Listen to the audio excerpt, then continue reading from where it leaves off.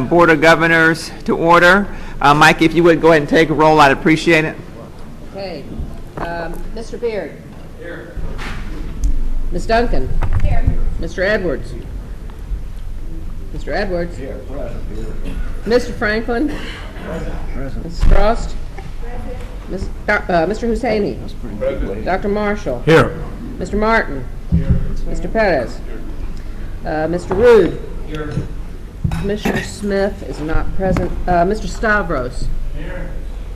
Mr. Temple. Here. Mr. Tripp. Here. Dr. Yost. Here. Vice Chair, Mr. Coulson. Here. Madam Chair, you have a quorum. And good afternoon. I first want to extend my sincere thanks to President Delaney and his wonderful staff here at UNF, particularly Janet Owen, for being our, lead person as far as planning for our meeting on behalf of the University of North Florida. This is the first...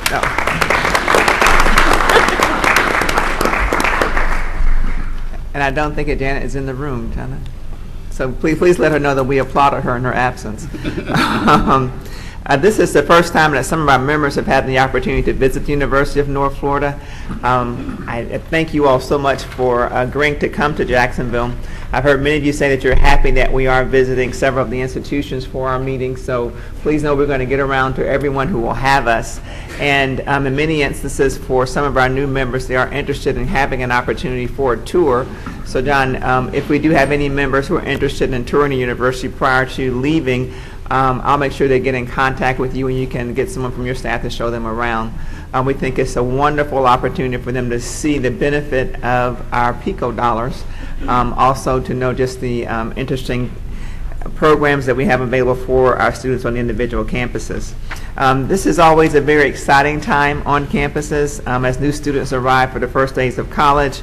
Other students return to continue their studies, and campus activities get underway at full speed.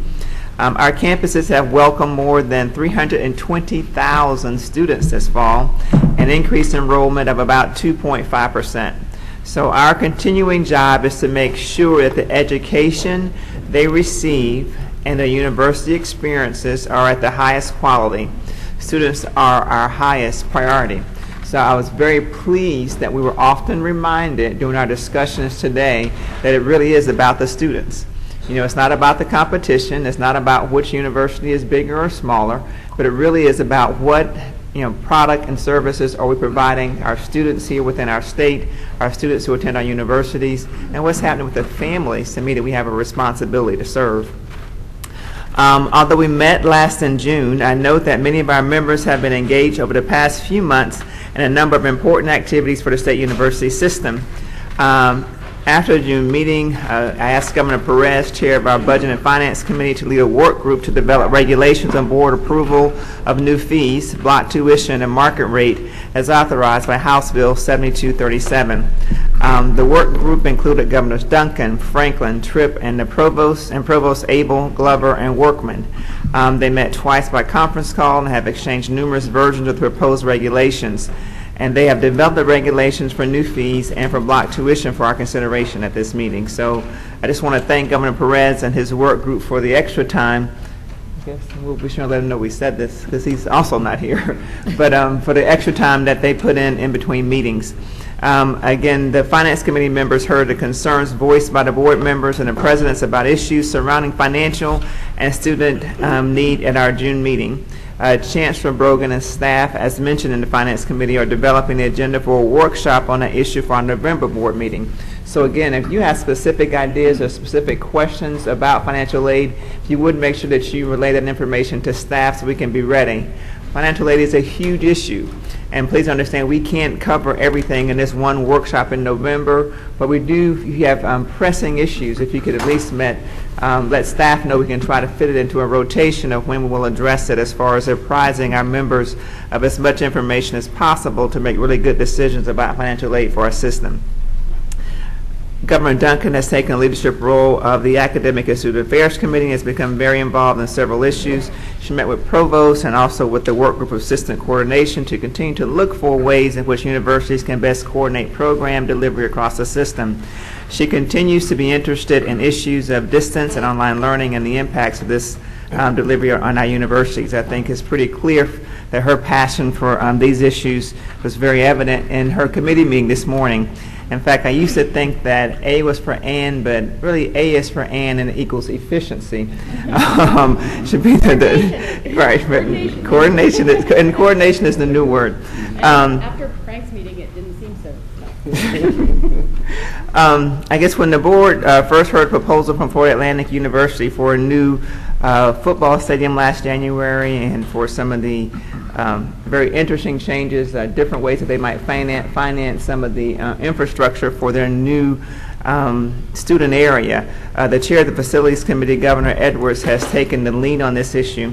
And he worked with the board staff at FAU and to address those concerns. He actually went on campus to visit the facility. He met with the members of the board of the board of trustees for that university, and he and Mr. Kinsley has just really did a yeoman's job to ensure that when we addressed the issues with FAU at the meeting this time, that we were very well apprised and felt comfortable that they had dotted their I's and crossed their T's and going to be able to provide a really good product that we feel comfortable that we'll be able to fund. So thank you so much, Governor Edwards, for your extra work. And Governor Martin has been working on a number of issues as he prepares to undertake the crafting of a new strategic plan with this committee. They have important discussions on their agenda regarding system structure, educational delivery, and the future growth and development of the state university system. And then, in addition to all of the above, our Chair of Trustee Nominating Committee, Chair Hosseini, has been working very diligently in how to address the issue of what's the best way to fill the 23 vacancies that are coming available on the individual boards of trustees. Now, I have, that took a chance and called out some individual names of some of the folks that have been doing some of the work, but certainly I need to recognize the fact that all the members of the Board of Governors have continued to work since we were together last June. One thing that I'm very pleased to say is that this is a very involved board, just in case you're wondering. And it's not that they put their time in just when we come together as a group at the meetings every other month, but they're actually putting their time and really putting effort toward the idea of ensuring that we continue to operate and that we continue to provide our guidance and govern as a governing body even when we're not together in session. I thought I'd mention, although that the oil spill is not front and center in the press right now, I want to commend the Florida Institute of Oceanography under the able leadership of Interim Director Dr. Bill Hogarth of USF for its continuing leadership and coordination of our efforts in the Gulf Coast. FIO is coordinating the proposal of the $100 million grant from BP and is working to distribute the $10 million they have already received to fund the winning grant proposals that were selected a few weeks ago. Though the FIO, through the FIO, Florida has really shown a coordinated effort in addressing all the effects of the massive oil spill. In recent weeks, you've also been advised of the meeting schedule of 2011 and 12. A copy of these dates is in your meeting folder, so make sure you mark it on your calendars, please. The schedule has the board traveling to all the campuses over the course of the next 2 years, so all of us have a chance to see our campuses and what has been happening out there. I want to thank all the presidents for their willingness to host us. We know that we often come and overstay our welcome, so the fact that you will continue to have us is something that we appreciate. I know that many of our members of the boards of the trustees are present with us, and I would be remiss if I didn't take a minute that if the presidents who are here, if you have members from your board president, would you mind taking a moment to introduce them, please? I know if we can start with you, Judy, because I know we've had the pleasure of your board chair all meeting with us. I'm pleased to introduce our board chair of trustees, Trustee John Ramil, who is president and CEO of TECO. TECO. Well, Tampa Electric. all right. Are there any other, yes? I'm very pleased that the chair of the board of Florida Atlantic University is with us, Ms. Nancy Blosser, and I think you heard from her yesterday, and we're always pleased when she can attend these. Yeah, thank you so much for joining us. Yeah, we had board member Willie Gonzalez here yesterday, and Joy Corman was here this morning, but had to leave at lunch. I understand. Well, we, Dr. Hammonds. Thank Yesterday, the chair of FAMU's Board of Trustees, C. William Jennings, was here, and also a local member of the board who lives here in Jacksonville, Dr. Charles Badger, were here on yesterday for the committee meetings. I want to thank the members of the boards of trustees for joining us. We encourage your participation. We think that when you're here with us, it helps us to better coordinate the system, and we can ask questions like we did of Chair Ramil about some of the items that we were proposing to ensure that we're not encroaching or asking too much, given the strict schedules and the amount of time that's already been or being given at the local level. So thank you all for coming, and please feel free to join us at any time. I want to welcome our new faculty member, Dr. Rick Yost, professor and head of the Department of Analytical Chemistry at the University of Florida. I know Rick has been attending our meetings for some time, so I know he is prepared to step right in, and we welcome you and so happy to have you. I will give you an opportunity to say a few words if you'd like.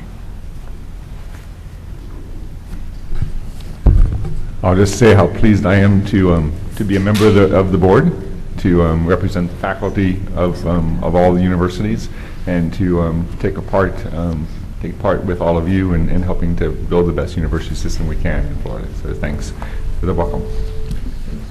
Thank you very much. We're very, very happy to have you. I'm going to call on Governor Franklin, because I understand there are several university presidents who are here in the audience, and ask if you would recognize your colleagues, please. Thank you very much, Mrs. Chairwoman. First and foremost, I want to introduce the University of North Florida Student Body President, Mr. Situ. He's in the back. Also, the Student Body President from Florida State University is here, along with someone from his staff, Mr. Dustin Daniels, in the back as well. And then also the Legislative Vice Chair for the Florida Student Association, Mrs. Ashton Charles, who's the Student Body President at University of Florida, is here. She's in the back next to C2. And then Anthony Mack is here as well, who definitely plays an integral role in FSA and our legislative efforts. Thank you very much. Really appreciate that.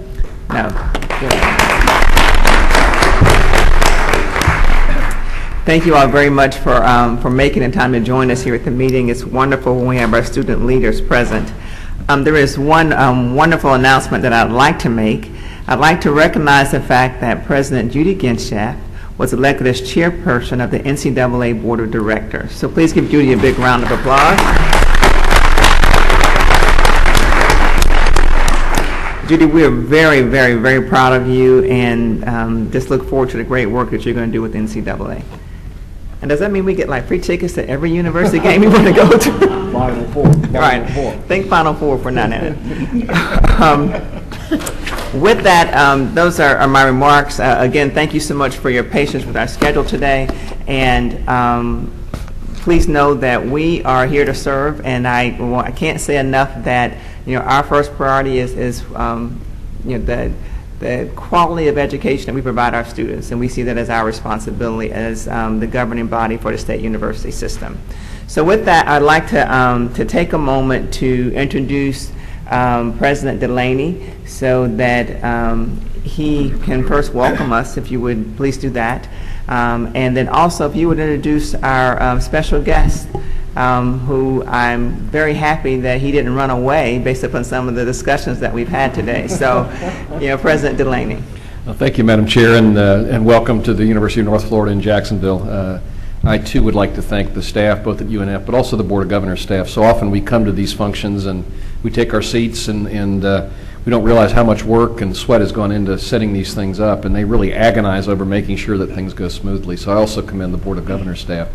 It's my pleasure to introduce to my right the president of Florida State College of Jacksonville, Dr. Steve Wallace. This is his third college presidency, although he's been now in Jacksonville for 13 years. He's also a friend as well as a colleague, and our two institutions have a wonderful working relationship where we're able to say no to each other. Please don't do this or please don't do that, and it flows very, very well. And I do appreciate his friendship and also his stewardship of Florida State College in Jacksonville. And the chair had we met with us a couple of times and thought that kicking off the meeting with a little bit of a preliminary discussion about the baccalaureate decision-making that goes on at the community or state college level, and I think Steve is a great exemplar. They really do a lot of spade work up front to decide, before they decide whether to add a degree, and in the very early stages coordinate with the UNF to get our input, whether it's data, opinions, attitudes, anecdotes, etc. So it's a very healthy relationship, and it's almost a scientific decision that's been done by Florida State College when they make that call. So with that, Steve, I'll turn it over to you. Welcome. Thank you, President Delaney, Madam Chair, Chancellor, Governors, Presidents. I bring you greetings from your friends and colleagues at the Florida State College system. I listened with riveted interest and intent to your discussion of your item 3B, and I have to admit, over the course of that discussion, I seriously considered dispensing with my prepared remarks and instead begging for forgiveness and peace. But after further consideration, I think what I'm going to do, with your permission, is exactly the opposite. I want to share with you today another perspective, because I believe that extraordinarily positive things are happening in public higher education in Florida, and in fact we are leading the nation in some phenomenally significant ways as we move more into a knowledge economy. So I will share with you in my very brief remarks this morning a perspective that the state college baccalaureate degrees, the expansion of our mission, are an excellent and exceedingly important public policy advancement for the state of Florida. And I will share with you a perspective that the state college baccalaureates actually do not represent a substantive problem for the state university system at a macro level. So we'll see if I can pull that off. By way of historical context, I did some of the very early pioneering work on community college bachelor's degrees as a president in Minnesota. When I arrived in Florida in 1997, I chaired the Community College Council of Presidents initiative on community college baccalaureates, that very early initiative. I ultimately worked with Senator Sullivan in crafting the initial authorization in Florida statute for St. Petersburg Junior College to offer bachelor's degrees, one of the first in the nation, was involved in the subsequent baccalaureate legislation, and finally served with Commissioner Eric Smith on the State College Task Force, which ultimately formed our new state college and community college system. I share with that information with you to let you know that I'm not uninformed about the issues, nor am I Pollyanna in any regard. I understand that in various parts of our state there are very significant issues that need to be addressed and resolved. However, my perspective is at the state level, and I want to share some positive aspects of that with you. Before I do that, though, I want to also thank and commend President Delaney for the partnership that we have here in Northeast Florida. It is not to be taken for granted, nor is it to be taken lightly. Florida Community College, while I was involved in the establishment of bachelor's degrees in Florida, we were not nearly the first to pursue that opportunity. In fact, we were the sixth. We held back. We waited until there was a truly compelling need. Our first degree was a modest degree in fire science, which was directly responsive to some things in our community. Throughout the process, we have now developed 10 bachelor's degrees. We have had the support of the University of North Florida, Jacksonville University, and Edward Waters College in all 10 of those degrees. We've had some spirited discussions. We had one case where there was a bit of tension, but in the end, we have had the highest level of collaboration.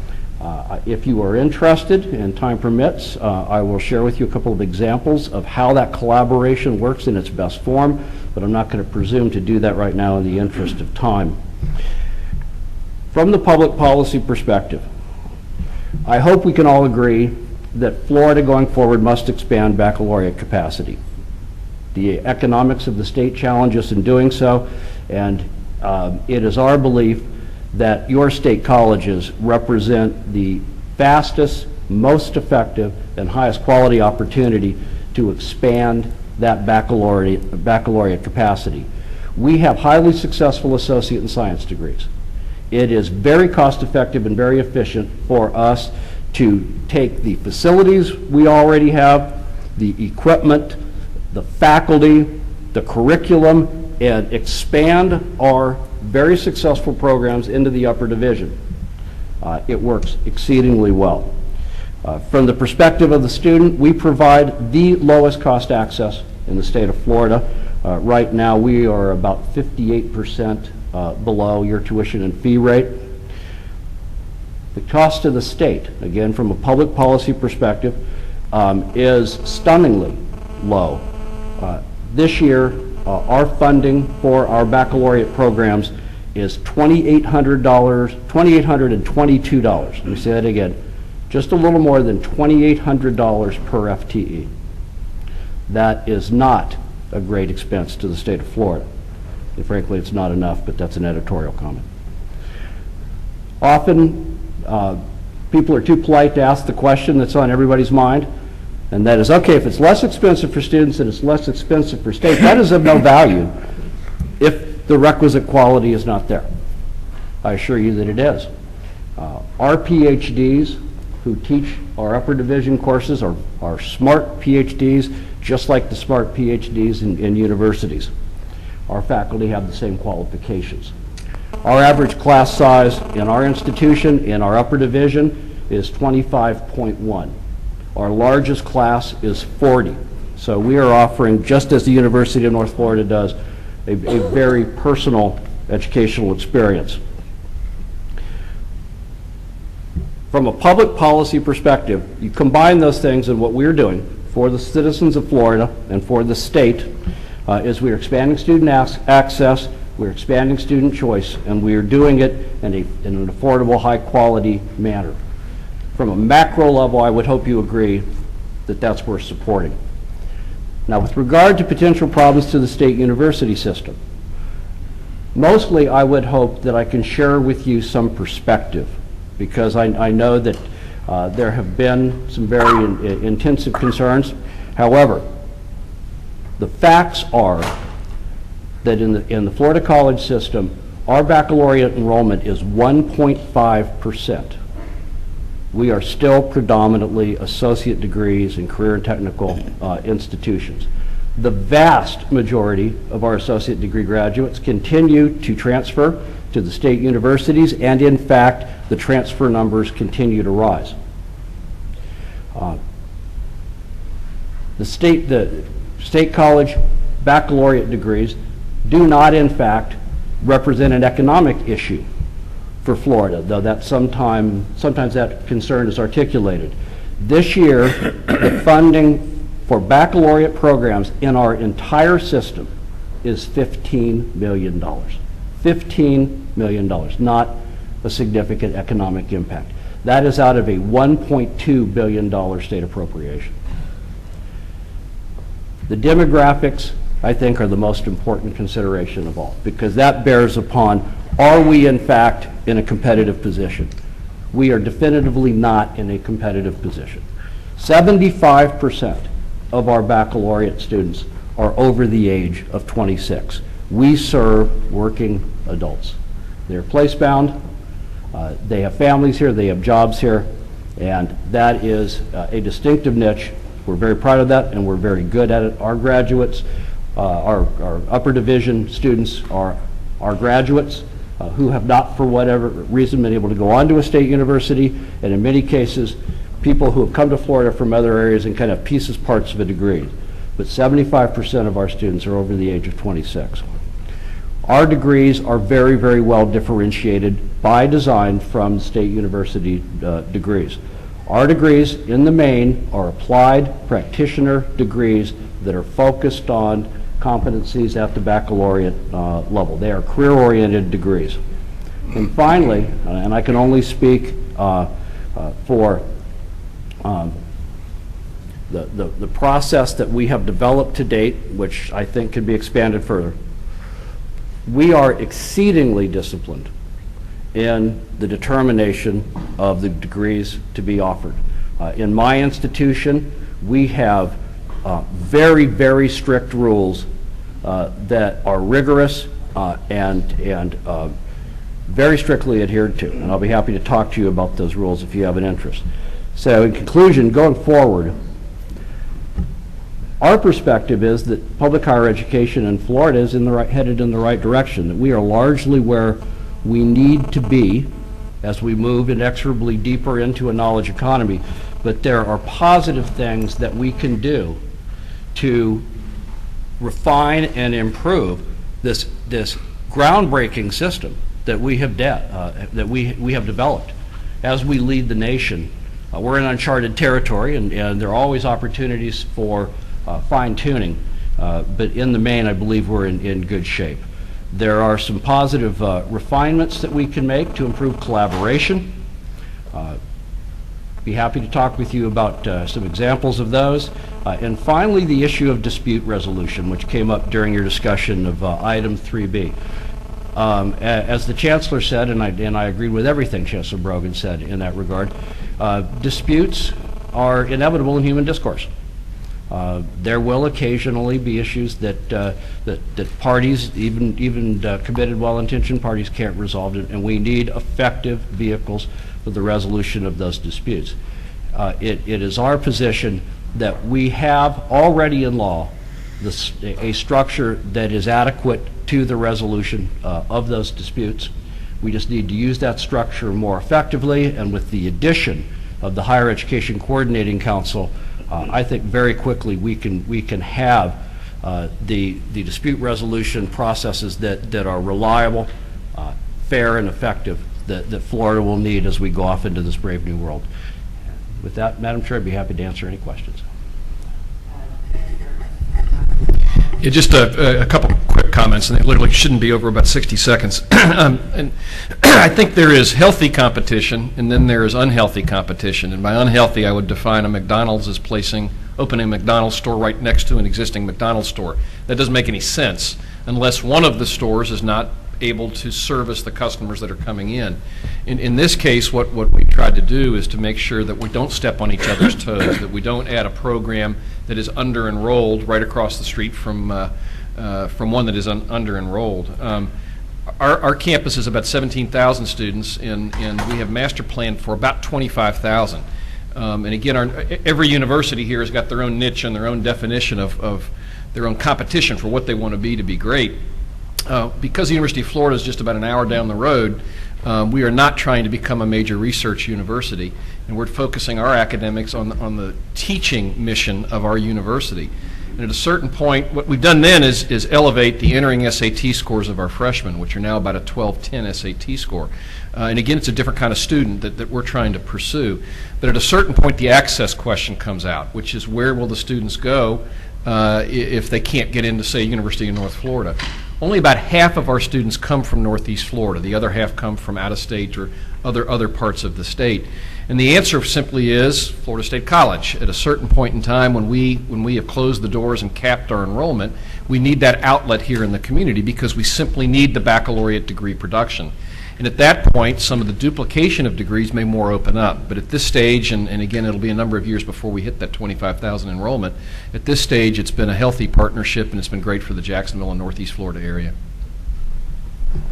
Thank you very much, President Delaney and President Wallace. I asked if President Wallace would come because, and at that time I had no idea we were going to have the conversation that we had during our committee meetings, because so often we talk about the whole state college system and we talk very negatively about how it works. And I thought that, one, because he was a leader in pushing the development of the system within the state, and two, because he and President Delaney seemed to have worked out a lot of the kinks, I asked if he would at least make himself available and talk a little bit about the process. So I know we've been we're like way behind, or at least have somewhat added to our schedule, it seems, but I don't know if you guys had any questions you may want to ask. Sure. Chair, I mean, this is a... Yes, ma'am. I know my,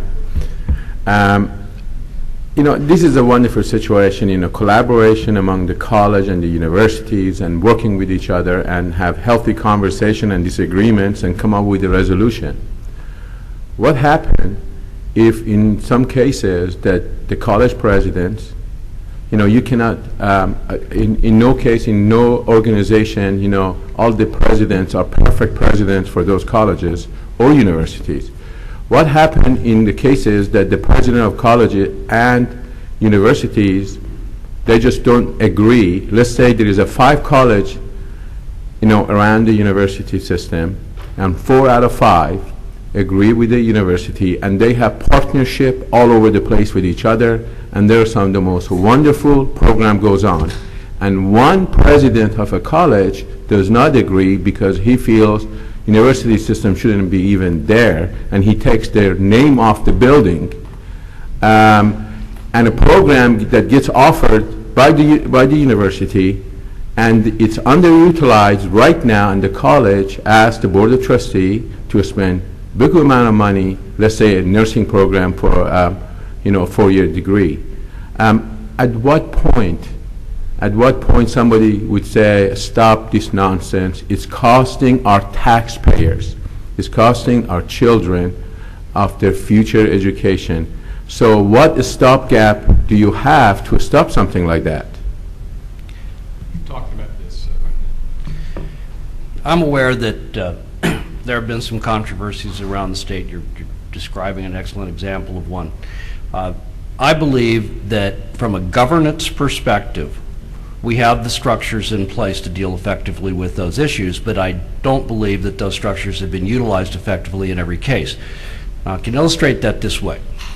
In state colleges, we have a governing board. Our local board, under Florida law, is one of the most powerful higher ed entities in America. We are the envy of other states in terms of the authority of state college boards to govern the institution. Every action that our board takes is upon my recommendation as the president. I'm responsible for following the law, engaging in good process, doing all the research, all the due diligence, and bringing to my board responsible recommendations. Part of that responsibility is consultation with the state university and the ICUF institutions in my region. I make a recommendation to my board. I have a 9-member board appointed by the governor, and they are the determining entity. And I have to tell you, I have an extraordinary board. They are a very active board, they're very engaged, and they are not advocates for my administration. They are advocates for Northeast Florida, and they are very determined and committed in doing that. And they will not resist it at all. They are not reluctant to turn down my recommendations. Now, if I get enough recommendations turned down, that's a career-limiting event. So I have to be very careful about those recommendations. My recommendations are always much stronger when I can go to them and when they ask, what is the position of UNF? What is the position of JU or Edward Waters? My recommendations always strengthen immeasurably when I say they're in support of this action. In the event that I were to have a temporary lapse and make a bad recommendation to my board, which we all know logically could happen, a recommendation that is truly not in the best interest of Northeast Florida.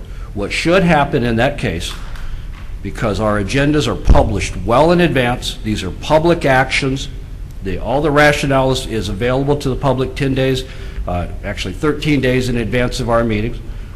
The University of North Florida, the other interested institutions have full advance notice of what the recommendation is, the rationale and the data behind the recommendation.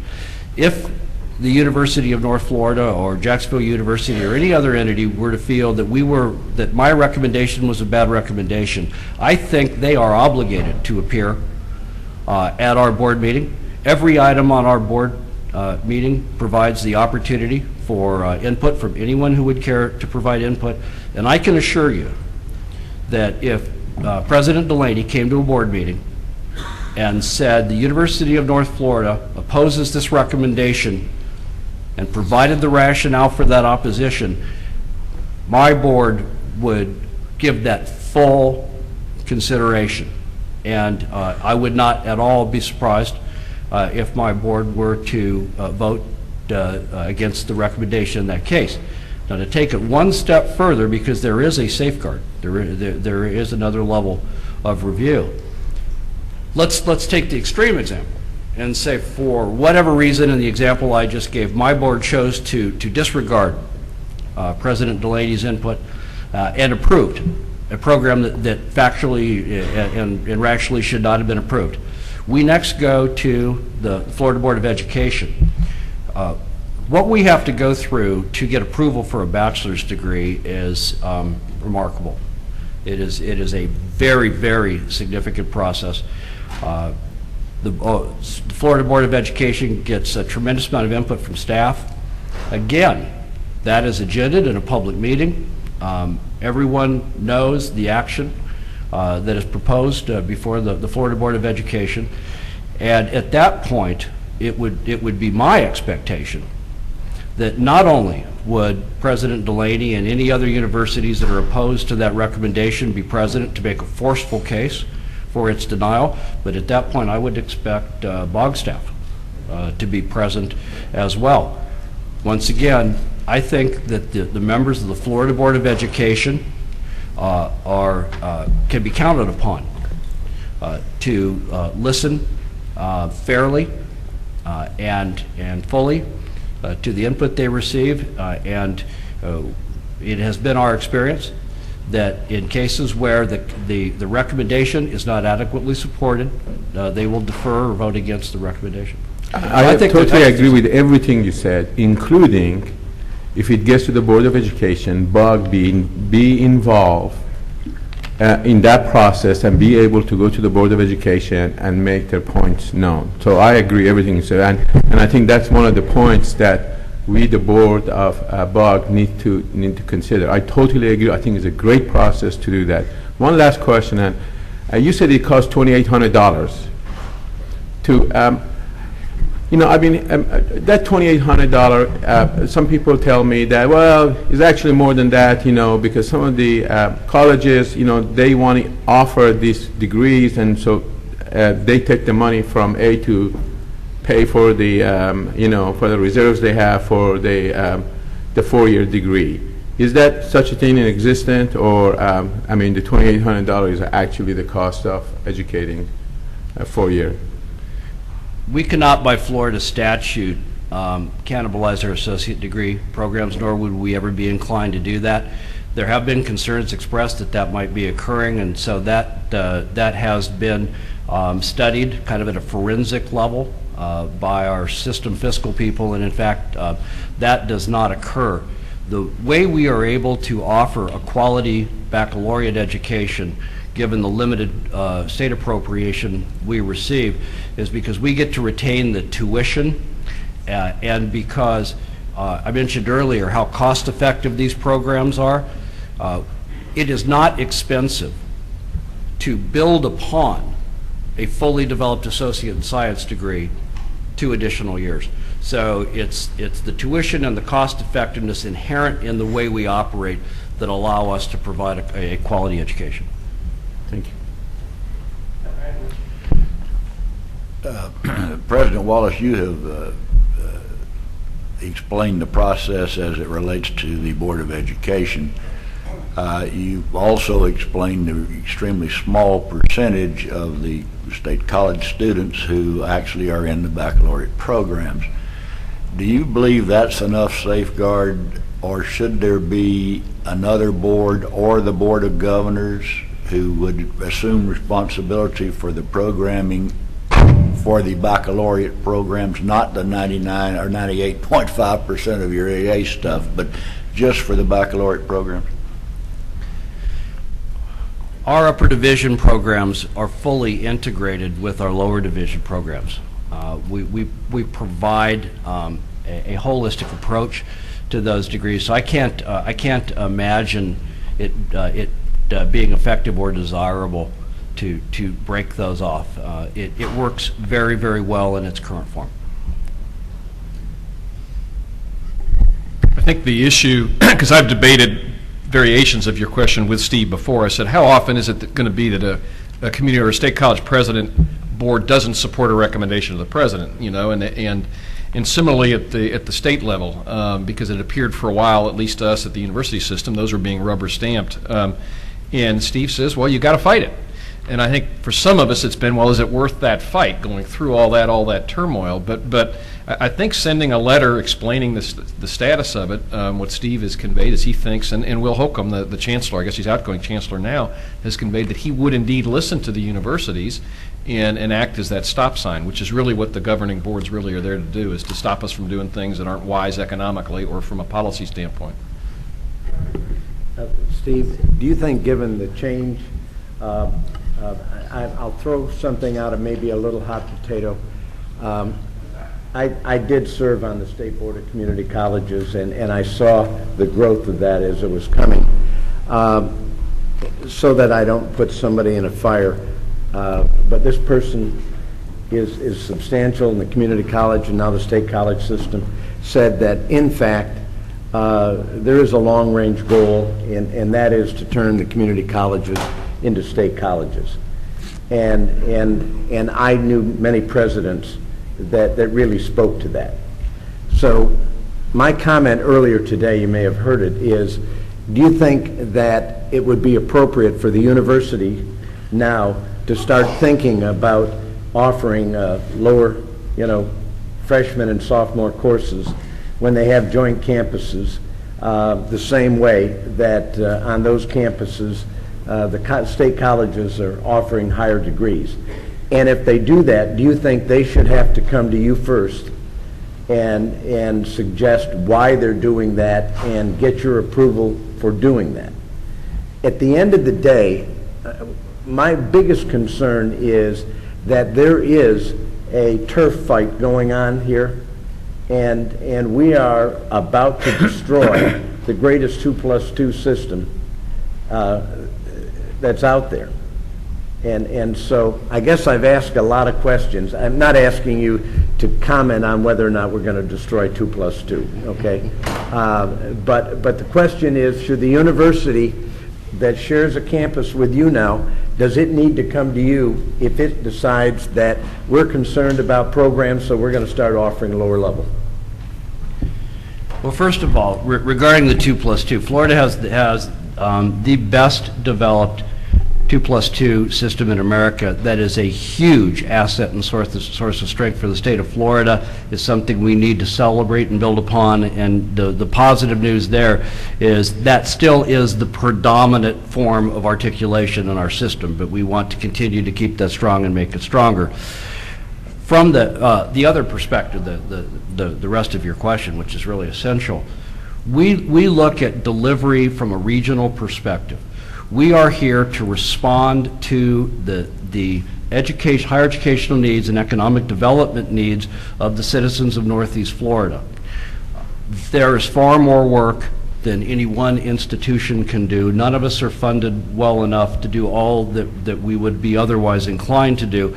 We have no choice but to collaborate, and shame on us if we waste a single penny by competing, because at the end of the day, we still cannot meet all the needs in our regions. And that's the way we have approached it in Northeast Florida, and that's the way it needs to be approached everywhere in Florida, because Florida's needs for higher education are increasing at a far greater rate than the state is able to support. So is your answer yes, that Mr. President Delaney should come to you and ask your permission or negotiate with you to offer lower classes in the area? We've actually talked, because we're sort of in a position where when you offer them, you don't come to us per se. So the question is, if we decide to offer, do we come to you? I'm just trying to understand how you would see that working system-wise, not necessarily because you and he have a handshake, but if he's gone tomorrow, what would you expect? We will not pursue a degree that is opposed by the University of North Florida. University of North Florida is our partner. And when your partner has a concern, if you value the partnership, you resolve the issues. I would expect President Delaney and the University of North Florida to do precisely the same thing. If they identified an unmet need at the lower division level, I would expect that the same process would occur, and I would expect that at the end of the day, we would work together in whatever form necessary to address that need. One last thing, if I know but would you see it maybe being advantageous going forward for us to identify partners and enter into written agreements with the partnerships, setting forth exactly what each side would do, so that we don't have a question about it going forward? We did it with articulation. That's what may cause the 2 + 2 to come. Should we try and get a firm agreement between the state colleges and the universities in an area where we put it in writing, okay, and everybody agrees to do exactly what you say works? And would you support that concept if that came up, even if we had to ask the legislature to move us forward? It's honestly not been my perspective that that's necessary, but if it were to prove to be necessary, I would not hesitate for a moment to do that. Part of it, I think you're hitting on the right button. A lot of this is relationship oriented. If you get an unreasonable president at either a university president or a state college president that's saying, I'm going to do this no matter what the opposition is, that's the problem. I think that's the problem that is being raised. Steve, I think makes a good... I would see it, though, if we started putting agreements in place and formalizing it as presidents change, they understand that that is the relationship. And if there's one holdout, I think at the end of the day, that person would have a problem saying, I'm going to be the only state college in the system that won't have an agreement with my local university. So I appreciate your comments.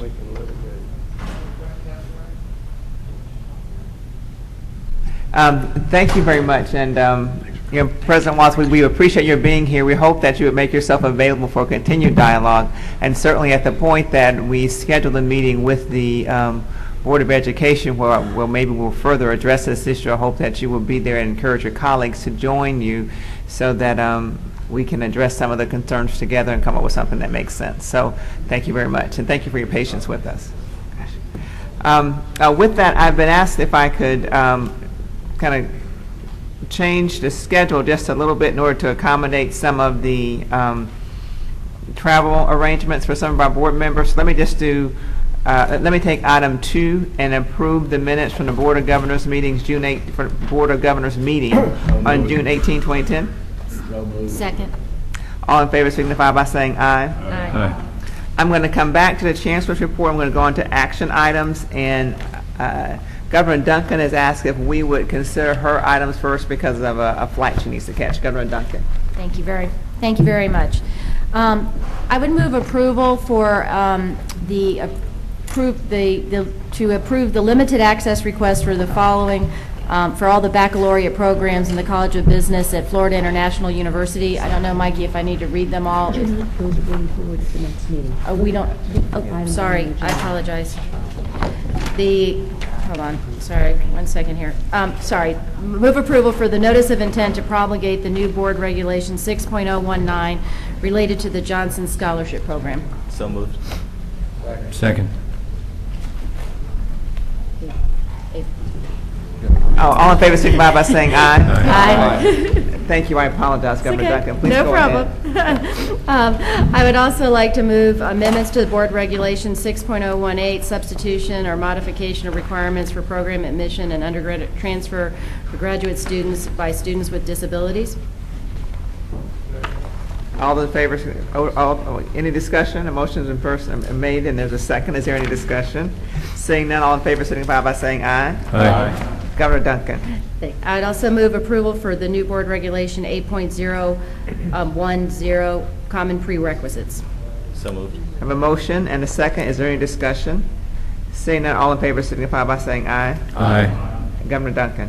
I'd also move the approval of the proposal to offer a doctorate of education at Florida Gulf Coast University. So moved. Second. Any discussion? Just one other comment. This was one we had taken up at a previous board meeting, and President Bradshaw was gracious enough to actually let us follow the rules and go through the normal time cycle, but that's why we didn't discuss it this morning. So thank you very much on that. Any further discussion? All those in favor signify by saying aye. Aye. Motion carries. Governor Duncan, I think that's it for me. you have Thank you very much. You have any other comments from your meeting at all you'd like to make at this I time? think we all talked it to death, but again, we're moving forward on both the coordination issue and the planning for the workshop on distance learning issues. So look forward to continued feedback and dialogue from all parties involved. Thank you very much. Thank you. Thank you for accommodating my schedule. With that, I'm going to go back up to item number 3 on the agenda. Chancellor Brogan. Thank you, Madam Chair, and I'll move through these quickly. There have been numerous references today to the Higher Education Coordinating Council, and I just wanted to let people know that council has now been fully formed. It is comprised of Commissioner of Education Eric Smith, the Commissioner by Law and Title, Chancellor of the State University System, Chancellor of the Florida College System, Dr. Holcomb, President of the Independent Colleges and Universities of Florida, Ed Moore, Executive Director of the Commission for Independent Education, Sam Ferguson, and then the two that we had been waiting for, a representative of the business community appointed by the Senate President and one appointed by the Speaker of the House. The Senate provided for us John Moyle Sr., and the House, the Speaker of the House provided for us Marshall Kreiser III. It was already commented on, I can't remember which member of the board said it, but appropriately, two really outstanding gentlemen. I don't think we could have done better for the task at hand. Both of these men are seasoned on the issues of education. They are both successful in their own right, business persons, and truly, I've talked with both, are very excited about serving in that capacity. The first meeting of that group is slated for October the 26th in Tallahassee. And we will be staffing, as it was laid out in the law, the Higher Education Committee by the State University System, and our Director of External Relations, Diane McCain, is going to be helping us in that regard. But we also have great relationships with the other delivery systems who've told us that they will provide whatever else we might need by way of support and assistance to make sure that those meetings and then the subsequent interaction between the Higher Education Coordinating Council, heretofore known as HEC, and each of the delivery systems is smooth and operational. The Chairwoman mentioned to a great degree, I want to congratulate everybody on a very smooth opening of the fall semester. It was another outstanding opening. The system did grow by 2.6%, and within that, 4.6% first time in college student enrollment growth, and 6.7 more community state college transfers as compared to last year. So it's an appropriate conversation that we continue to have about the articulation with the Florida State College system. We're going to continue to firm up those numbers as well as look at other additional data once it is all in, all done with drop add and the like, and we'll also be able then to see the accurate numbers regarding minority enrollment, in-state, out-of-state, graduate, undergraduate, and we'll be providing that to all the members of the Board of Governors as it comes in. I did want to do a quick introduction. Most, if not all of you, have already met, but we have a new Executive Director of Communications and Development, Kelly Lehman, who is here today somewhere. Where are you, Kelly? Over there against the wall. Is new in her capacity, but she's not new to this sort of work. For the past 4 years, she's been the Chief of Staff in 2 gubernatorial agencies, the Department of Juvenile Justice and the Department of Environmental Protection. Before that, she owned her own public relations firm based in Palm Beach County.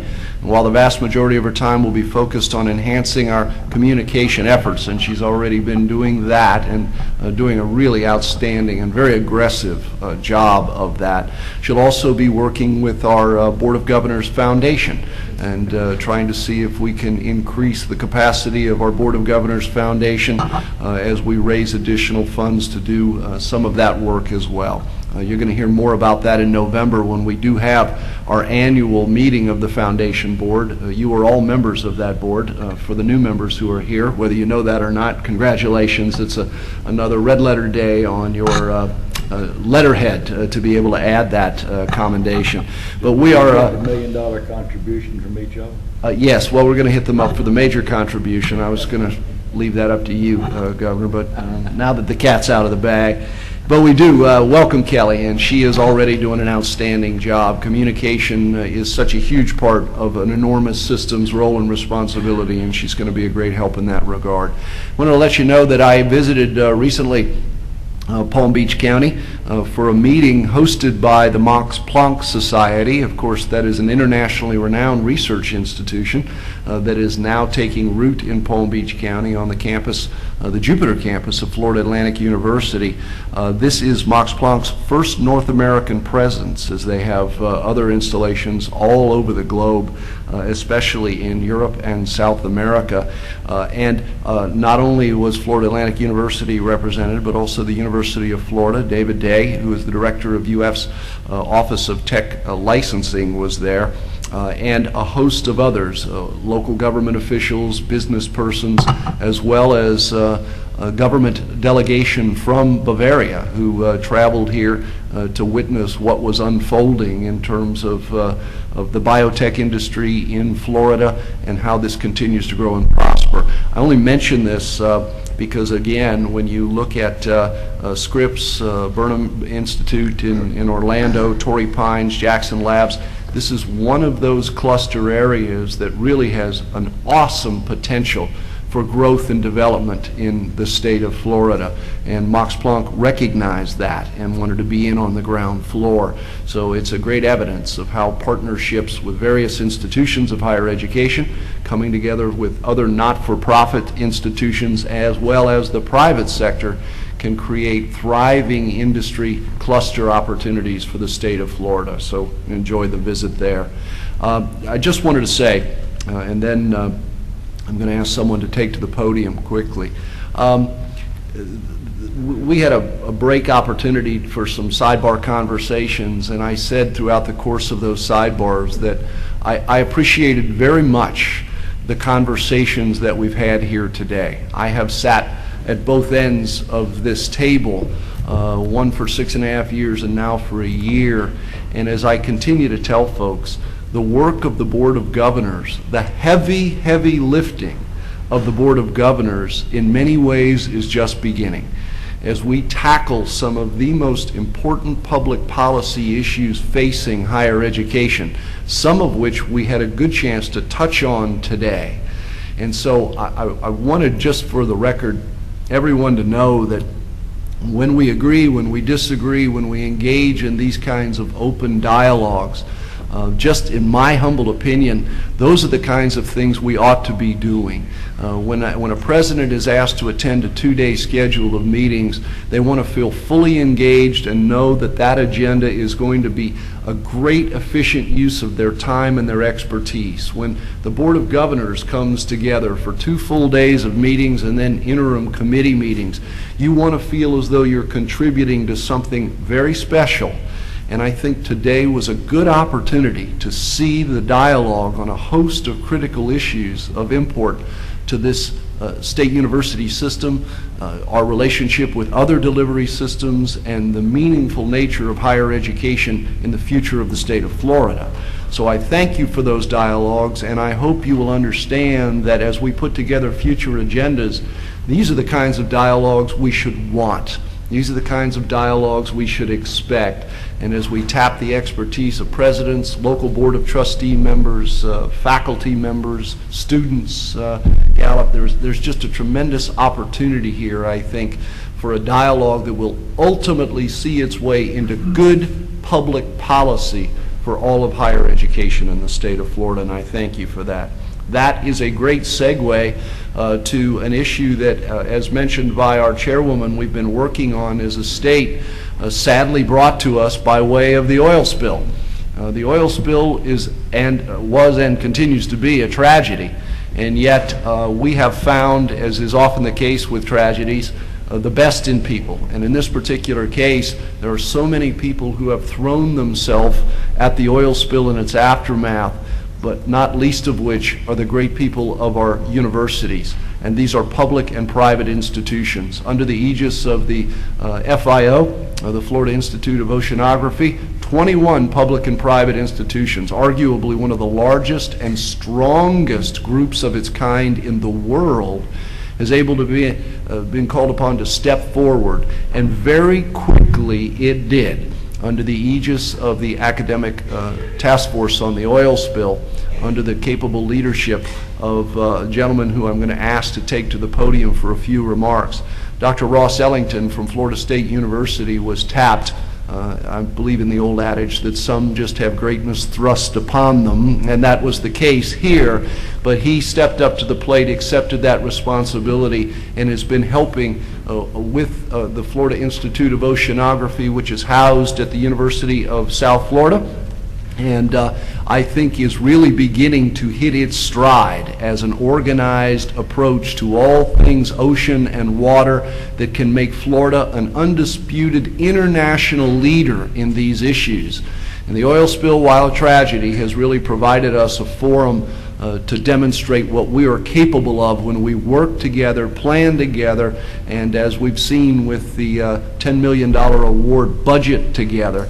I will give way to Dr. Ellington by also doing a commercial message. All of you have at your place a poster heralding a very important conference which will be hosted at the University of South Florida in conjunction with the FIO. The topic, not surprisingly, will be the oil spill, and you can see the list of subtopics that will be taken up, and some of the featured speakers who will be there, and that includes one of the chairs, Bill Hogarth, who is the interim director of the FIO.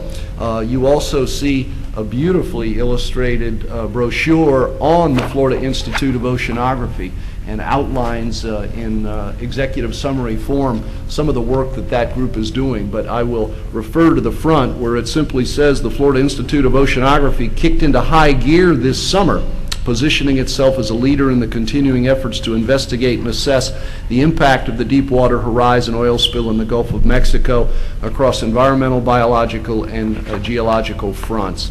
So all of that having been said, Dr. Ellington, first of all, welcome. Second of all, thank you for your leadership, along with all the great people of the FIO, on this enormously important topic. And would you like to give us a quick update? Thank you for the opportunity to speak. I think it seems like it was years ago, but it's only been 5 months since the Deepwater Horizon exploded, sank. Oops. It's only been 5 months since the Deepwater Horizon exploded and sank, and a lot has happened in the intervening time. Within about 2 weeks of the explosion, the release of the oil, the Chancellor formed the Oil Spill Academic Task Force. And what we are is a community of scientists and engineers and scholars from the 11 state institutions, 5 private institutions, the Mote Marine Laboratory, and the Smithsonian Marine Station located in Fort Pierce. What we do is we're a clearinghouse of expertise for local, state, and federal agencies. We function as a conduit for scientists and engineers to talk to each other, collaborate, define problems. We essentially provide information to the state agencies through the Department of Environmental Protection. Very early on, state university system scientists were involved in the oil spill, at least dealing with the extent, the trajectory, where is it going to go. The RV Weatherbird, which is the University of South Florida's vessel operated through FIO, was diverted to take samples in the vicinity of the oil and in the trajectory of the oil. So we've did an awful lot very early on. The task force with FIO formulated the initial questions that needed to be asked about the oil spill, and this became part of a proposal that was submitted to the BP. BP provided $10 million to FIO. FIO subsequently awarded 27 grants to a consortium of faculty throughout the state. What's really interesting, of the 27, 20 involve collaborations between institutions. So they're inter-institutional collaborations of scientists, which is really very important. So where do we stand on the oil spill? Well, the oil has stopped flowing. It's been that way for about 6 weeks. I'll tell you very briefly what we know and what we don't know and where we're going to be going in the future. What we do know is about 200 million gallons of oil was released, plus or minus 50 million gallons, a lot of oil. What we do know is that a significant amount of the oil rose to the surface, but a substantial amount of the oil didn't rise to the surface for two reasons. One is that when you have a garden hose and you have a small aperture on the garden hose, you produce a mist of water. In this case, there was a small aperture in the riser where the oil was being released. It produced a mist of oil droplets. Most of those oil droplets coalesced into bigger droplets, which coalesced into larger droplets that went to the surface. Some of the oil stayed as microdroplets. In addition, 1.2 million gallons of dispersant was injected at the site of the release. Unprecedented amount of dispersant was released at the site of oil release. So we have a layer of oil in the midwater that has been traveling at distances that are not very predictable on the basis of surface winds and currents. So there is a fair amount, unknown amount of oil that's in the midwater regions. There is some dispute about how much oil evaporated, how much oil was burned, how much oil was taken up by the recovery vessels. What's not disputed is that there's still a lot of oil out there. They're finding oil in the sediments. They're finding oil in the midwater regions. What we have here is described by an oceanographer, is quoted in Nature, which is a premier scientific magazine, is we have a huge environmental experiment without any controls whatsoever. So there are a lot of questions that need to be asked, and we're in the process of framing near-term and long-term questions. We'll be studying this for a decade or more. And so the university system and its collaborators within the state, as well as with the federal agencies, will be heavily involved with this. We're hoping to see additional dollars coming from British Petroleum. We suspect that there will be substantial dollars coming from federal agencies. In fact, Florida faculty have already received 18 of the National Science Foundation rapid grants, which are grants that are designed to deploy resources very, very quickly. So in conclusion, the state university system has created a context, literally, for the coalescing of a group of scholars numbering in the hundreds to study a very complex problem. And I think that as a faculty member, I'm very proud of my colleagues stepping up to the plate before external funding arrived to address this very, very important problem. Thank you. Thank you. And Dr. Ellington, if you could just wait there for a moment, and if I could ask Dr. Barron and the chairwoman to join me at the podium.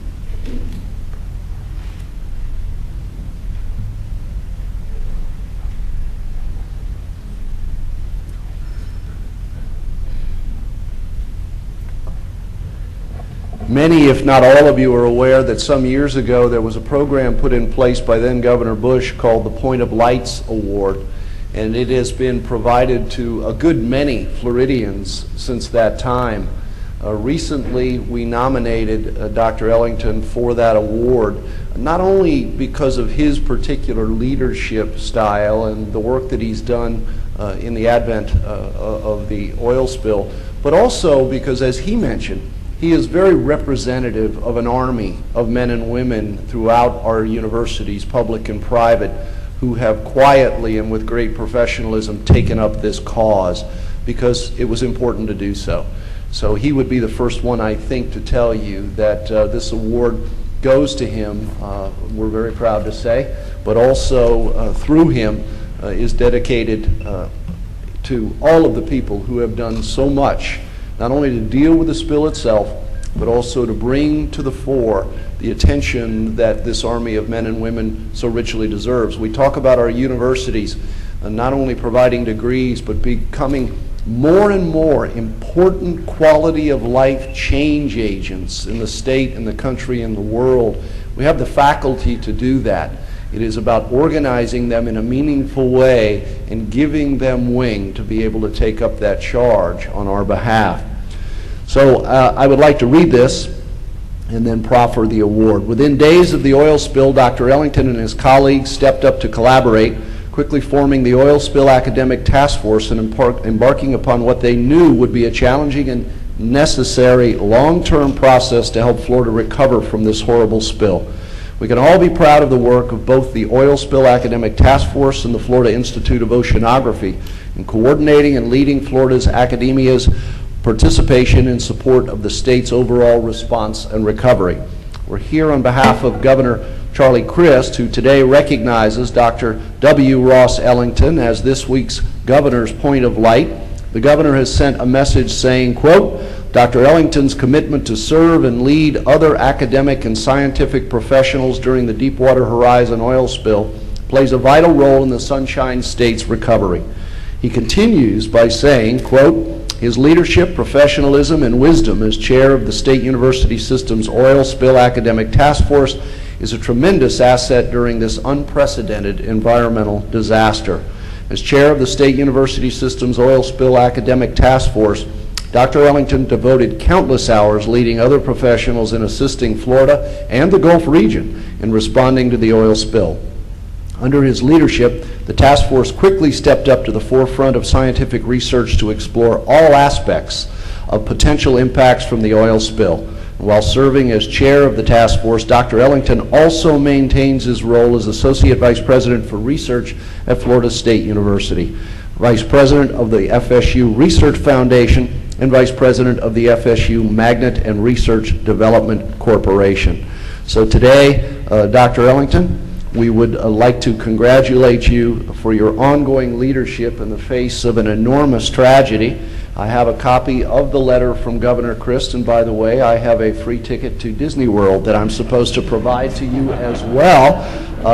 I'm free most Wednesdays and Fridays, and along with the award itself, and it reads, this certificate is presented to Dr. W. Ross Ellington in recognition of exemplary efforts that not only benefit your local community, but also lend truth to the belief that all citizens of Florida can make a difference in the lives of those that they serve. And Madam Chair, with your permission, I will provide this to the President for appropriate award.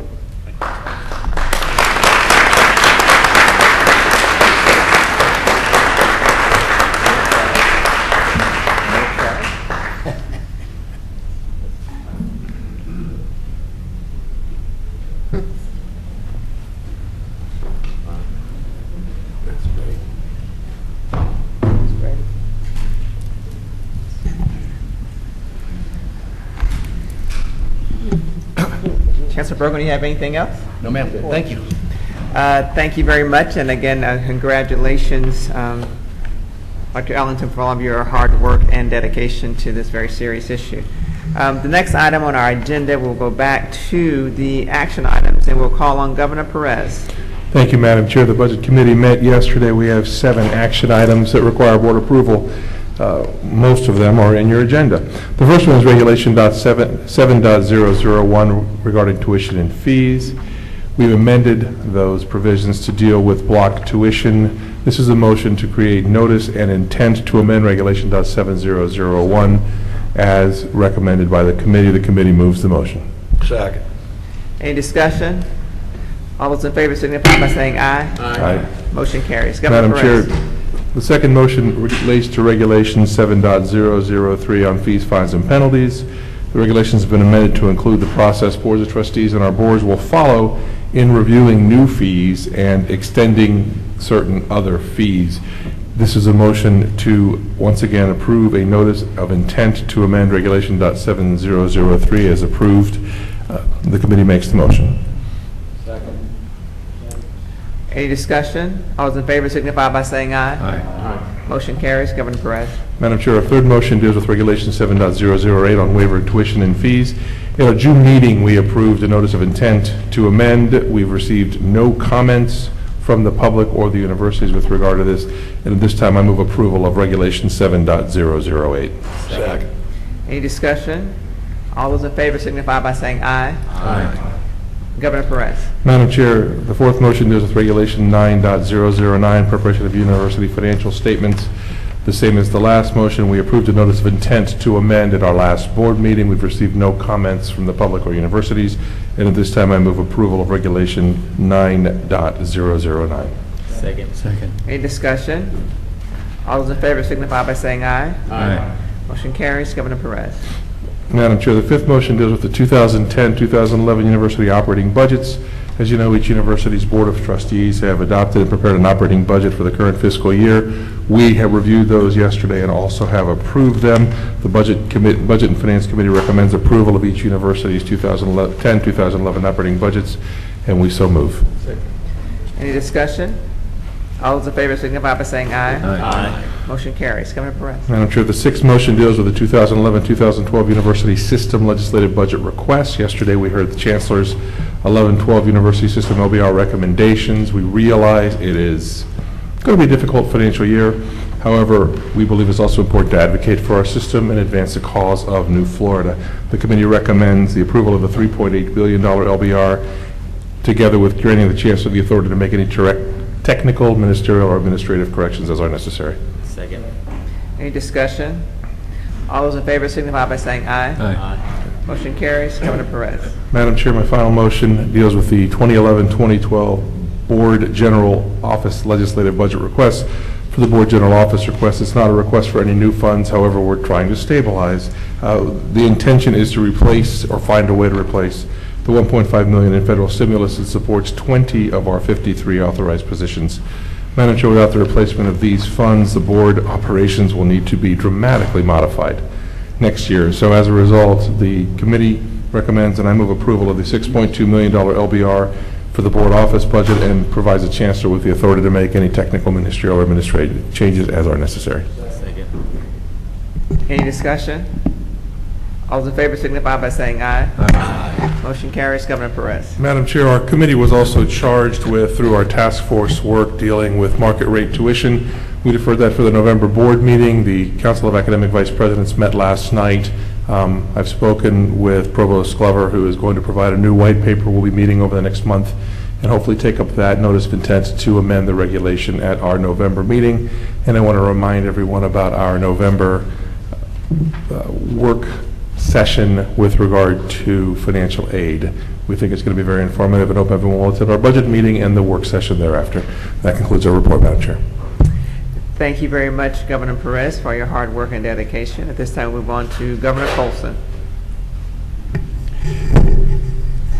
Thank you, Madam Chair. The Legislative Committee met yesterday, and we have three matters that we will be bringing back to the board in November. We started off our meeting with acknowledging how grateful we are to Speaker Creedle and President Atwater and Speaker-designate Dean Cannon and President-designate Mike Herodopoulos for the wonderful support they provided the university system last year during the legislative session. And of course, we want to thank Governor Christ as well. There's three areas three bills which we will be seeking your approval on in November. One deals with a dedicated funding source for the University Concurrency Trust Fund. The other is a glitch bill for HB 7237. And the third one is a bill to allow universities to require summer sessions for those students who arrive at the universities with 9 hours of accelerated credit from various means. And so we'll be bringing those back to you in November. I've asked the Legislative Committee to be prepared to go to Tallahassee to meet with legislative leaders in November during committee meetings after the elections.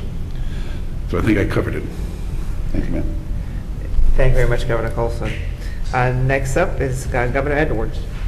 Thank you, Madam Chairman. The Facilities Committee met yesterday, and I personally felt like it was a very, very good meeting. I think that the Facilities Committee showed that they will be open and that they will be honest and that they will listen, but that they're not going to rubber stamp any requests for facilities that increase debt.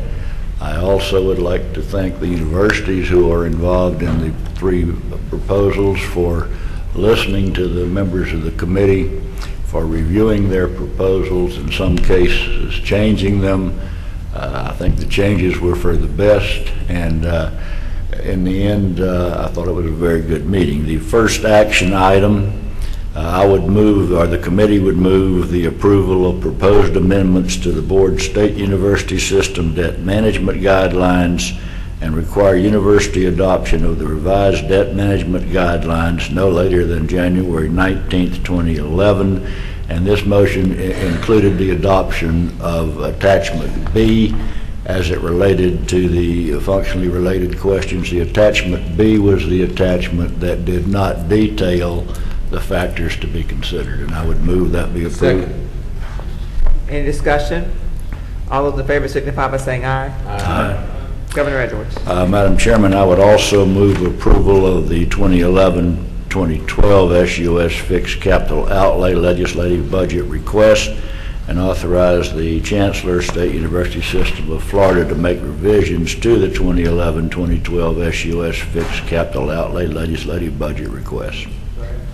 Any discussion? All those in favor signify by saying aye. Aye. Motion carries. Governor Edwards. Madam Chairman, I would move adoption of a resolution approving the issuance of fixed-rate debt by the Florida Gulf Coast University Financing Corporation in an amount not to exceed $17 million for the purpose of financing the purchase of an existing student residence facility, Phase 11, and associated improvements located approximately 1 mile from the main campus of Florida Gulf Coast University. Any discussion? All those in favor signify by saying aye. Aye. Motion carries. Governor Edwards. Madam Chairman, I'm going to read a resolution and then request Governor Beard to respond to however he might feel. That is to adopt a resolution approving the issuance of fixed-rate debt by the University of South Florida Financing Corporation in an amount not to exceed $20 million for the purpose of financing a medical conference facility, the Center for Advanced Medical Learning and Simulation, to be located in Tampa, Florida. Governor Beard. I move this very innovative project. Second. Any discussion? All those in favor signify by saying aye. Aye. I would like to point out that this project started when Governor Beard was chair of the BOT at the University of South Florida. And again, with the next request, I think it's important to note that both of these projects have been in the planning and the work stage for many, many years. They've gone back, they have readjusted, they've readapted them, and really have come up with, I think, some great facilities. The last resolution, which I'm going to call on Governor Tripp to do as he feels, I would like to read the proposed resolution approving the issuance of debt by the Florida Atlantic University Financing Corporation in an amount not to exceed $44,585,000 for the purpose of financing a portion of the construction of a football stadium and associated improvements on the main campus of Florida Atlantic University, providing for capitalized interest and funding a debt service reserve account. I would like to move approval of that on behalf of Howard Schnellenberger, one of the greatest coaches in the state of Florida, and this will afford him the opportunity to play a game and coach a game in that stadium before someday he'll retire, probably 100 years from now. Second. Any further discussion? I just want to say that the student body president, Aiden, as well as the student body at Florida Atlantic University are extremely excited and ecstatic that they are going to have a on-campus football stadium to participate in athletic activities. And so on behalf of the student body at Florida Atlantic University, I want to thank the entire Board of Governors for voting, hopefully, in the affirmative of moving forward with this project. Thank you. Any further discussion? All those in favor signify by saying aye. Aye. Motion carries. Governor Edwards. Madam Chairman, my last comment would be, having visited FAU a number of times recently concerning the medical school, the dorms, and the stadium. I think I now have put in enough hours for an AA degree, and I will accept it. With that said, again... It'll do lower division at Again, I am very proud of the members of the committee who have taken their responsibilities, I think, very seriously, but very fairly. The net result was, I think, some programs that will be of great benefit to the universities involved and to the whole state. And I believe that concludes the matters on our agenda. Thank you.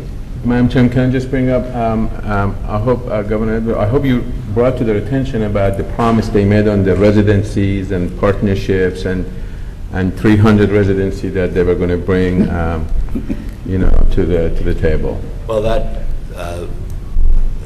doesn't involve the stadium, which is a matter on course today. No, this is part of your trip over there many times. Coach Schnellenberger would have promised you the residencies for the medical school if the stadium hung in the balance. And by the way, the university originally planned to have the coach join us, but unfortunately, I've heard him speak before, and I didn't think that we wanted to be here for 2 weeks, because between Howard and Norman, we would have probably been here for 2 weeks. Is that it, Governor Edwards? And that concludes the report. There's just one item I'd like to add, is that please note that, for these last two items, as it turns out, particularly for FAU, we've had several conversations about the item before we passed it.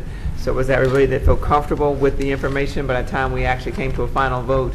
I've talked to Chris Kinsley, and I know he has in turn spoken with Governor Edwards to ensure that we're going to try to start hearing about the proposed bond resolutions early enough in the process so you can kind of know that it's coming and understand it prior to actually having you come in and take a vote. So just note that we are making a concerted effort to get the information from you earlier so you don't feel rushed and get a chance to do like Charlie did, go and actually visit the campus and see it for yourself if you need to. So thank you very much for your And I would point out that there are 3 proposals for November, and the committee has received all 3 of them.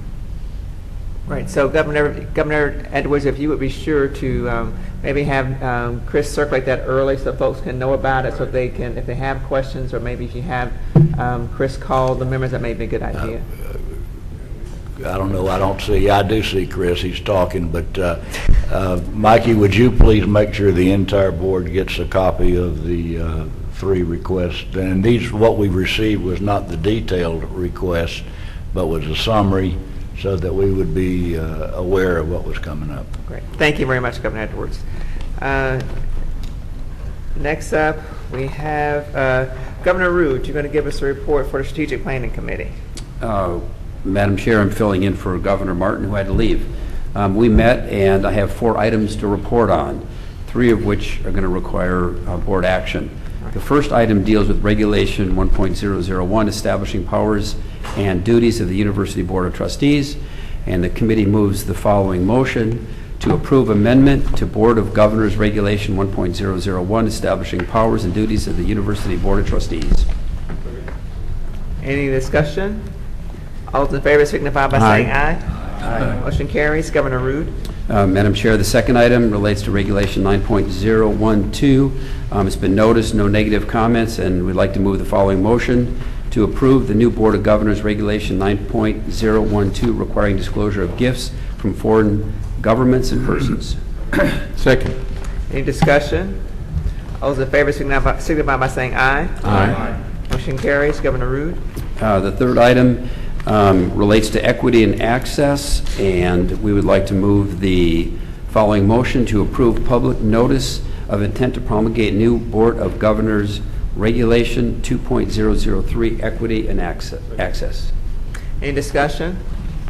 All those in favor signify by saying aye. Aye.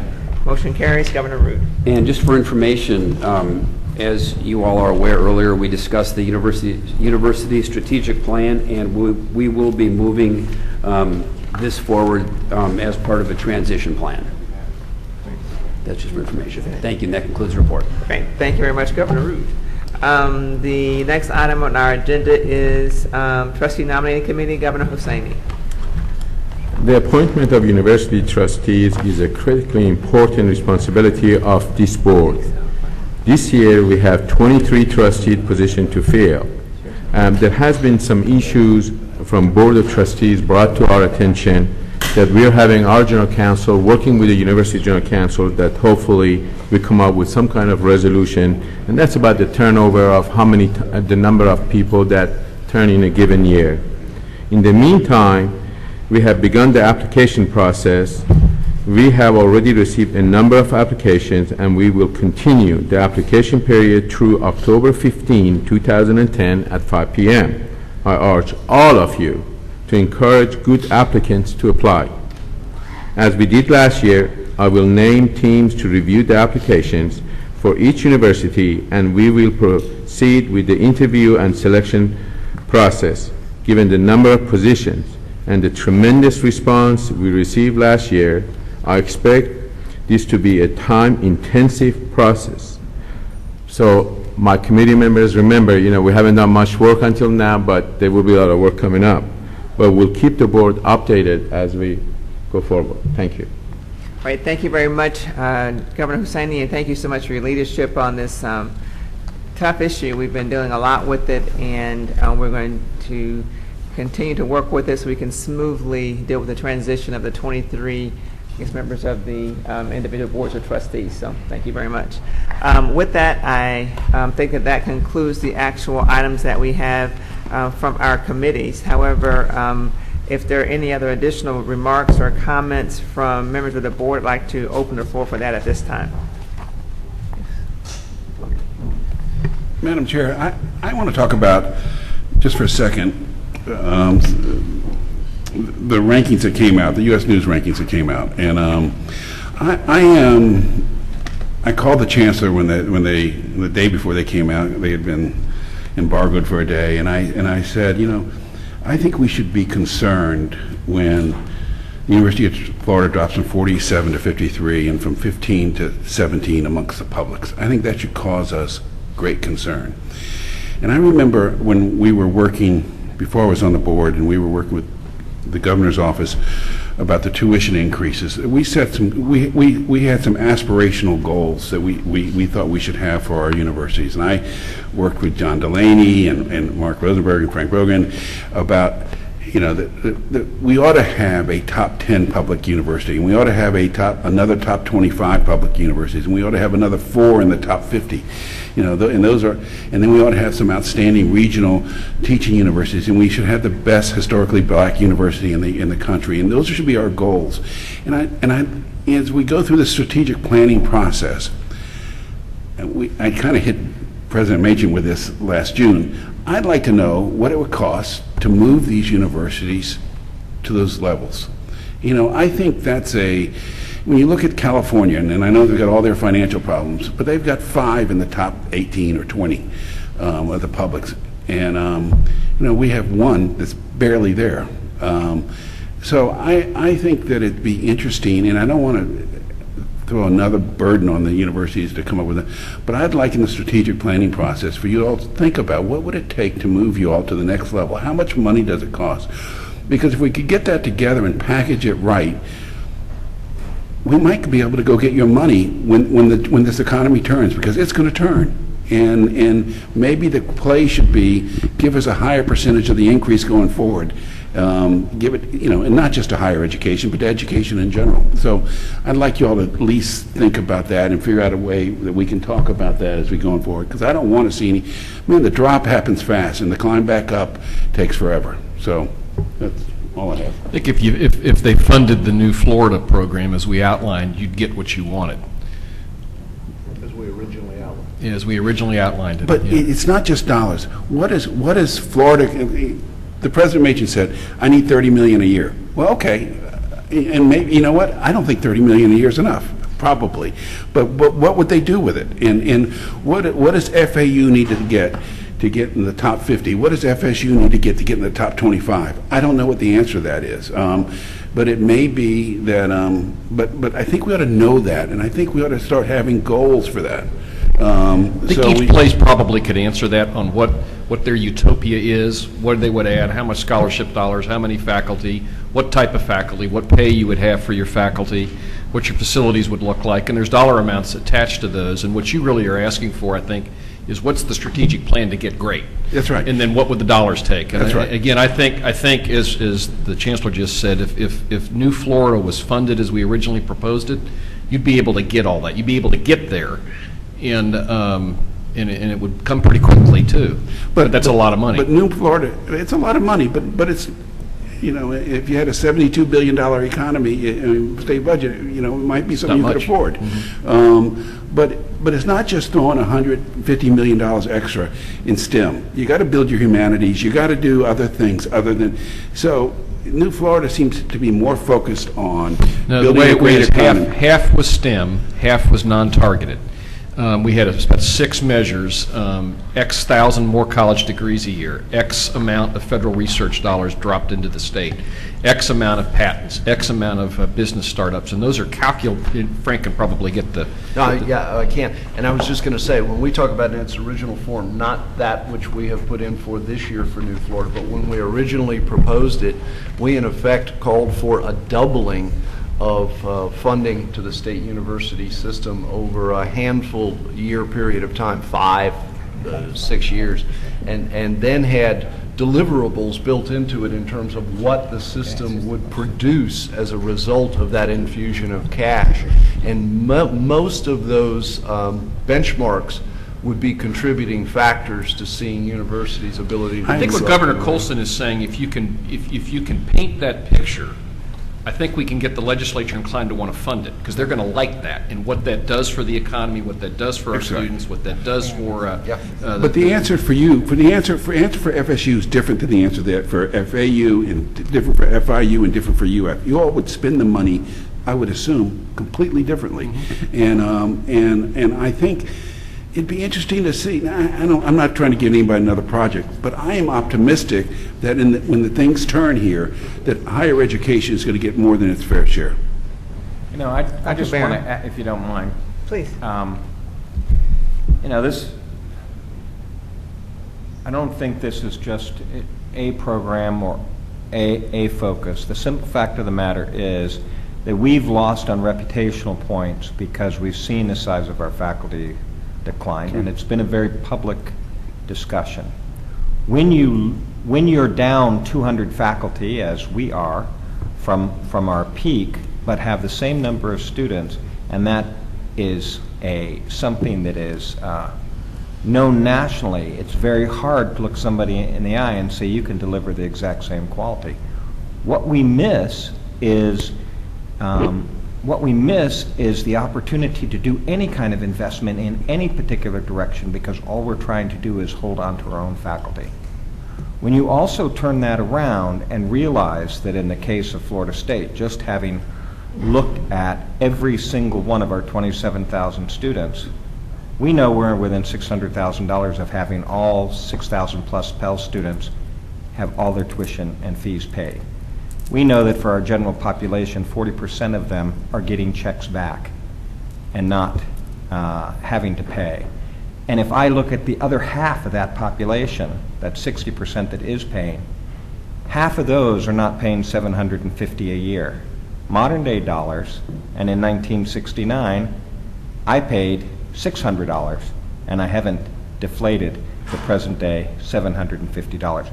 We've created a wonderful situation where we're keeping Florida State students here, but I don't always want to go ask the state to provide that extra money. We also have to have flexibility on the tuition dollars that we get, and we have to be able to go up to that national average. My feeling is if I got to go up to the national average on tuition, my competitors are looking at every tuition increase as an investment in quality and to go out there, do more and more things and attract more and more corporate funding. If I had that opportunity quickly, we would knock the socks off of a lot of different institutions out there. But not only is there great concern about whether or not to increase that 15%, while Georgia Tech has the exact same problems, and I sat there with the president yesterday at Georgia Tech, and he said he got 16 and 20%. I'm not going to catch at Georgia Tech just entering the AAU. Great school. I'm not going to catch them if he can argue for those extra dollars when they have the same equivalent Bright Scholars in their Hope Scholars program. I'm not going to be able to catch them and increase our reputation. We have to have that flexibility. And when I have less than 50 students that are paying $3,000 a year in tuition and fees out of 27,000 students. This is not a burden on our students. We're listening to what the national press has to say about the growth and cost of higher education. And it is not true for all of the institutions that are within Florida. And so I really think that if we start to decline in quality, as a parent, I'm going to send my child off to North Carolina or Wake Forest and go get a better degree, even though I might spend $30,000 or $40,000 doing it. We can't afford to do that. So I think it's not just saying, here's New Florida, please give us these additional money. It's also this fact that we're delivering a product, and it's okay to pay something close to the national average for a high-ranked product. You're not going to get into that top 10, into that 25, and add 4 other institutions in there if we don't have that level of flexibility.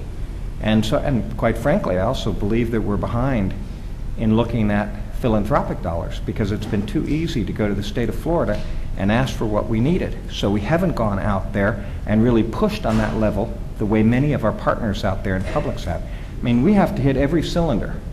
I don't think there's a magic bullet here that says, let's go get this amount of money for the state. We got to work on the philanthropic dollar. Our students should at least come up to the national average. I mean, I declared on Monday that there is no need-based student coming to Florida State that will pay a dime for tuition and fees, and we have 6,000 plus of them. I mean, that's a rather remarkable story, but I really think there's room for having a little higher tuition and not feeling guilty about it, if that's what it takes to not let 200 faculty go and watch our rankings drop. If I could... Oh, go ahead, Tim. Then Dr. Glover. Mr. President, I understand what you're saying about moving to the national average quicker. You weren't here for the 5 years where we fought to get where we got. I agree. I mean, I they would have held a parade for Governor Christ for a year and a half ago for getting them the 15%. And I thank the legislature and the governor every time I say this, and I should have done it this time too. But now we're watching the other institutions that are also cutting their state budgets, and they're doing it at a higher level than we are. Well, we won't catch them. No matter how you get the money, how you spend that money is going to be different than how the University of Florida spends the money. Absolutely, I agree with you. Yeah. Dr. Glover. If I might make just one last comment, possibly end on a high note. All of the university's reputation and its achievements is really measured by the quality of the faculty and by what they do. And this goes to the strategic plan of the universities and deploying the resources that they have. I would just like to underline that if we had the means, there is no better time ever to invest in faculty than is right now. We put $10 million into hiring about 100 faculty this past year. We've finished hiring about 50 of the 100 faculty.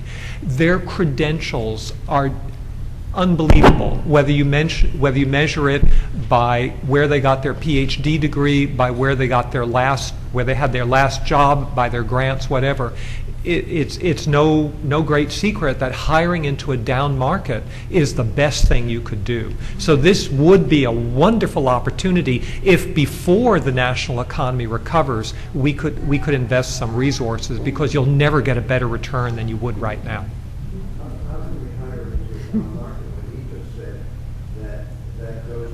Nobody else is hurting, and so all of those people are better.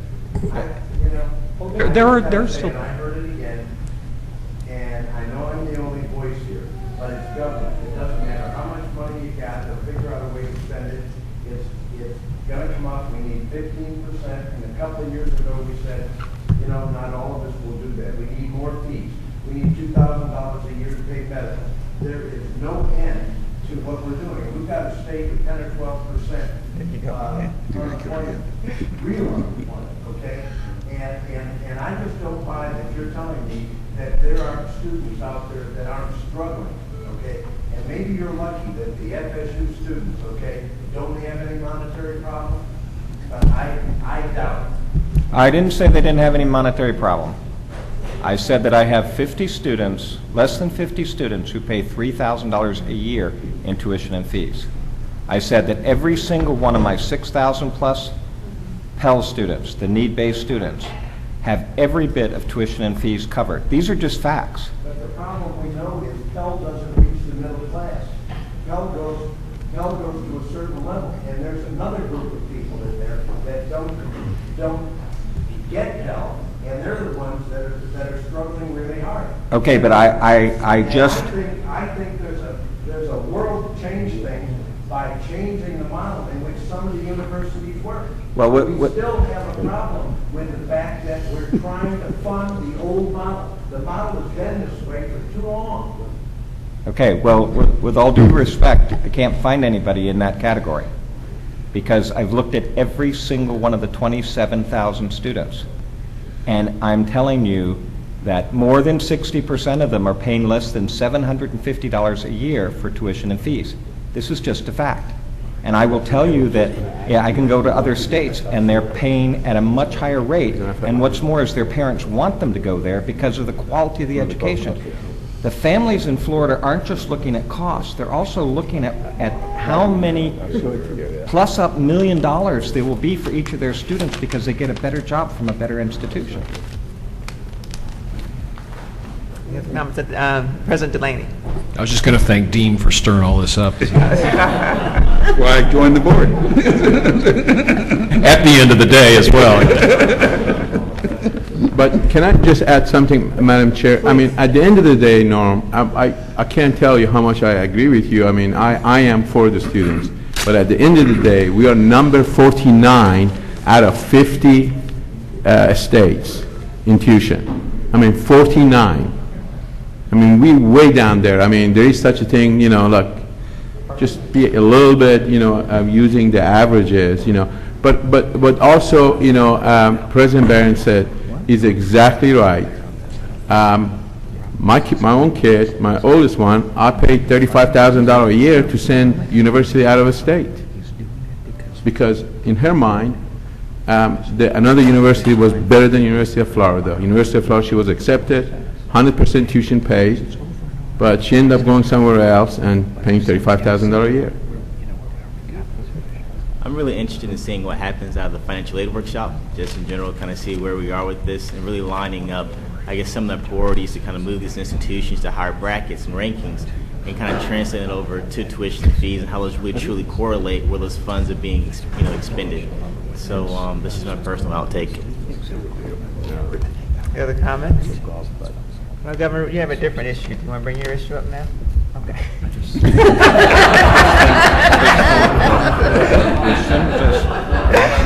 I gotcha.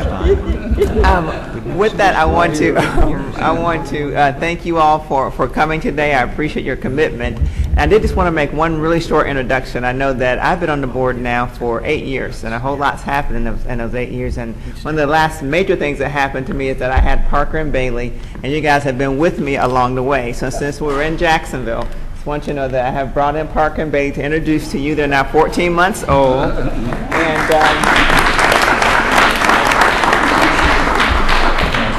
and this is Rachel, who's the third parent with Joe and I to kind of help us keep it all together. So, yeah, big kudos to Rachel. So, with that, thank you all very much. I think we meet by conference call in October, and then we're no meeting at all in October. We're back together in November in Gainesville. Thank you very much.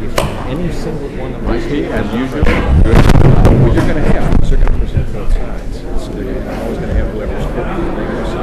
It's just one, but it's just I want to change, and they're not changing.